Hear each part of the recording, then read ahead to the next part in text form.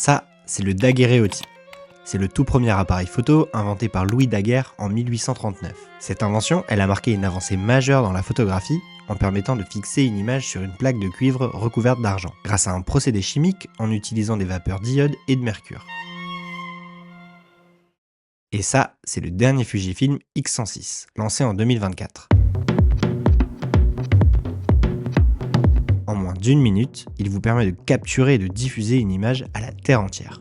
Ces deux appareils ont tous les deux la même fonction d'usage, capturer un instant. Mais alors, que s'est-il passé entre ces deux innovations technologiques durant ces 185 années d'écart? La miniaturisation, c'est le processus qui consiste à réduire la taille des composants et des appareils tout en maintenant ou en améliorant leur performance. Elle est permise par des progrès et des avancées technologiques majeures qui visent à concevoir de meilleurs appareils en respectant leurs fonctions d'usage. Ce pourquoi un objet est conçu. C'est un phénomène qu'on a observé dans l'informatique, dans la téléphonie ou encore dans la photographie. Ce qui est intéressant avec la miniaturisation, c'est pas ce en quoi elle consiste, c'est ce qu'elle permet de faire. Dans le cadre du développement de l'informatique, ça nous a permis d'apporter un ordinateur là où on ne le pouvait pas avant. Ça a d'ailleurs permis de révolutionner certains métiers ou de développer le travail à distance. Dans la téléphonie, ça nous a permis d'être joignable partout et à tout moment. En fait, ça a même changé le concept de base d'un téléphone aujourd'hui. Et au même titre, dans la photographie, ça nous a permis d'amener un appareil photo là où ce n'était pas possible, avec pour enjeu de capturer des choses inaccessibles ou momentanées. Et ce, en augmentant la qualité d'image. En fait, on a tellement miniaturisé l'appareil photo qu'on a décidé de le remplacer.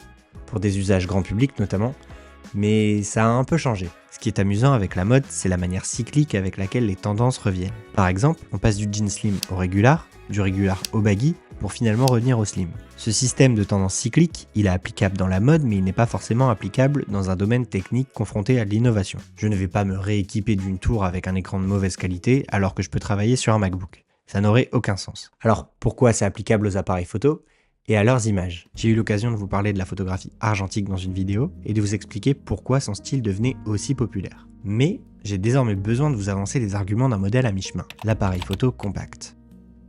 Symbolisant une porte d'entrée vers le monde de la photographie numérique, l'appareil photo compact est le symbole de la miniaturisation du monde photographique numérique de l'époque. On n'a plus besoin de pellicule. Certains modèles tiennent dans une poche, on peut déclencher plus ou moins vite. Concrètement, c'est une révolution au même titre que le CD qui remplace les disques vinyles ou les cassettes. On peut évidemment vanter les principes d'une technologie miniature, comme la capacité à capturer toutes sortes de scènes, ou encore à avoir cette capacité d'avoir toujours l'appareil sur soi. Cette vision de développer un appareil photo compact destiné à un large public, elle a toujours été conjointement développée avec des systèmes professionnels. Sony développe des caméras pour le cinéma, comme la Sony F23, mais aussi un Cybershot T20 qui peut tenir dans la poche d'un jean. C'est ça qui est génial, c'est que ça permet à Sony d'évoluer sur différents marchés avec différentes technologies, mais ça contribue aussi au savoir-faire et à la culture de la marque. Mais en réalité, à la fin des années 10, cette production de plusieurs caméras, elle crée une confrontation de produits au sein d'un même constructeur. On a des appareils photo réflexes, indispensables à un usage professionnel, et là on parle de produits destinés à des photographes de mode, des reporters et des personnes qui vivent de leur art. Des caméras pour le cinéma, qui, comme leur nom l'indique, sont destinés aux professionnels du cinéma, des caméscopes pour le grand public qu'on a eu tendance à oublier, et pourtant des appareils photo compacts, qui sont le sujet principal de cette vidéo, et évidemment des smartphones qui sont arrivés avec des tout petits capteurs, mais qui ont globalement atteint le niveau de définition des références en compact expert à la fin des années 20. C'est un cas qui se produit chez Sony, mais aussi chez Panasonic et chez Canon à quelques appareils près. Bien que le public ait manifesté un intérêt pour l'ensemble de ces appareils, vous vous doutez bien qu'il n'était pas nécessaire à l'usage de tous. Si vous souhaitez uniquement capturer des images pour en faire des souvenirs, il est assez évident que vous n'alliez pas utiliser tous ces appareils. Alors, sans aucune surprise, le grand public a globalement gardé le smartphone. Pourquoi? Parce que ça tient dans une poche, c'est suffisant pour capturer des moments de vie et puis ça sert pas qu'à capturer des photos. L'appareil photo compact est donc laissé dans un tiroir ou alors revendu et il n'a donc plus aucune raison d'exister. On a remplacé un produit qui nous paraissait superflu à un moment où les capacités de ce dernier semblaient insuffisantes ou dépassées.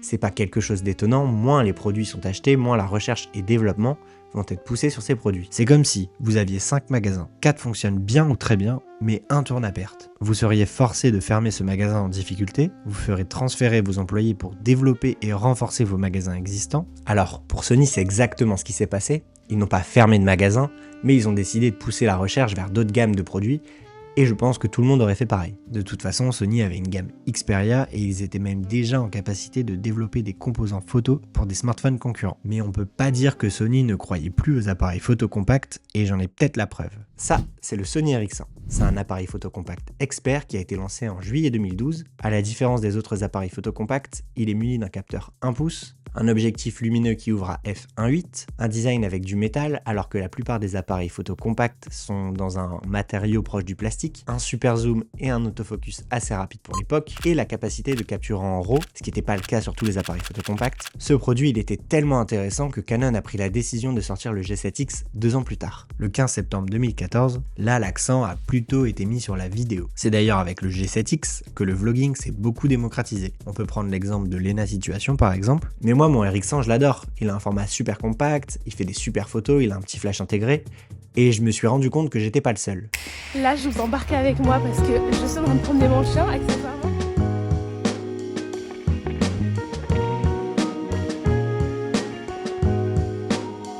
Visiblement, il y a une tendance qui s'est démarquée sur ces caméras ces derniers temps et je ne suis pas vraiment étonné de ce qu'il se passe. Un peu plus tôt dans la vidéo, je vous expliquais à quel point la mode était cyclique. C'est aussi peut-être un peu ça avec la photo. On va dire que la tendance sur le jetable et l'argentique sont revenus à la mode vers 2020. Aujourd'hui, on est en 2025 et ça fait quelques temps que les digicam et les compacts reviennent. Alors, c'est évidemment pour les mêmes raisons que pour l'argentique, c'est-à-dire une image avec plus d'authenticité, de spontanéité et cet aspect matériel dédié, parce que désormais on a tous un smartphone sur nous, il fait des meilleures photos qu'un appareil photo compact, voire que certains appareils photo compacts experts, sauf que c'est pas tant le résultat qui compte, c'est la démarche. Je m'explique. Votre smartphone va généralement prendre une photo très plate, trop bien exposée, trop bien colorée, sauf que trop bien, c'est pas cool. Un appareil photo, c'est le résultat d'un mouvement mécanique. C'est ce que certaines personnes veulent, ils ne veulent pas faire une photo, ils veulent faire de la photo.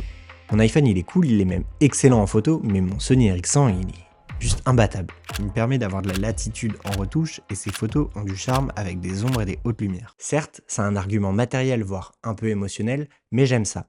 Et oui, je me suis rendu compte sur TikTok qu'il y avait réellement ce comeback, mais c'est pas une tendance de surface, c'est un gain d'intérêt logique. Et ça a permis à une marque de faire de son unique modèle d'appareil photo en vente un must-have. Ricoh est une entreprise japonaise fondée en 1936 par l'Institut de recherche Riken. Initialement spécialisée dans le papier photosensible, elle s'est diversifiée au fil des décennies pour devenir un acteur majeur dans les solutions documentaires et les technologies d'impression. Je pense que vous voyez où je veux en venir, encore une marque qui a puisé dans son histoire, alors à l'instar du Fujifilm X100V, je veux absolument vous parler du Ricoh GR3. Lancé en mars 2019, le Ricoh GR3 est un appareil photo compact expert, conçu pour les amateurs et professionnels de la photographie, particulièrement apprécié pour la photographie de rue grâce à sa portabilité et ses performances. Pas de zoom optique, pas de flash intégré, mais un capteur APS-C, cet appareil photo représente le meilleur de ce que l'on peut attendre d'un vrai appareil photo de cette taille. Il y a aussi un truc qui fait que le GR3 est aussi intéressant, c'est la simulation de film. Fort de son histoire liée au monde de la photographie argentique, Ricoh a doté le GR3 de plusieurs émulations pour créer des photos au look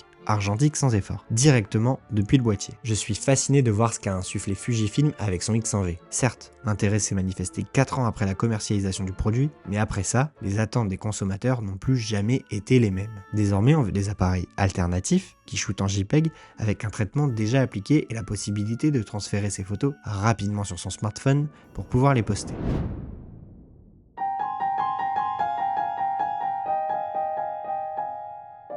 Ces appareils photo compacts experts reviennent à une époque où les photos de nos smartphones sont plutôt ennuyantes et au cœur de toutes nos interactions sociales. Bien que, avec cette vidéo, il serait trop simple de penser que Sony devrait faire un nouveau Ericsson, Canon un nouveau G7X et Ricoh un nouveau GR, je ne pense pas que ce serait un choix rentable pour l'ensemble de ces marques. On ne parle pas de créer un nouveau jean, on parle de la recherche, la production et la commercialisation d'un produit qui évolue avec son temps. Ils ont d'ailleurs réorienté leur vision sur le vlogging pour leur boîtier compact, avec le ZV1 sorti en 2020, qui semble être un choix plutôt logique pour eux. Même si ce genre de format très compact qui tient dans une poche est un peu oublié des roadmaps constructeurs, les boîtiers ont tout de même été rétrécis, avec un A7C chez Sony, un XM5 chez Fujifilm ou encore un S9 chez Panasonic. C'est la preuve que quoi qu'il arrive, la miniaturisation est une composante de l'innovation dans le monde de la photographie, et qu'on aura toujours une bonne raison d'avoir un appareil photo sur soi.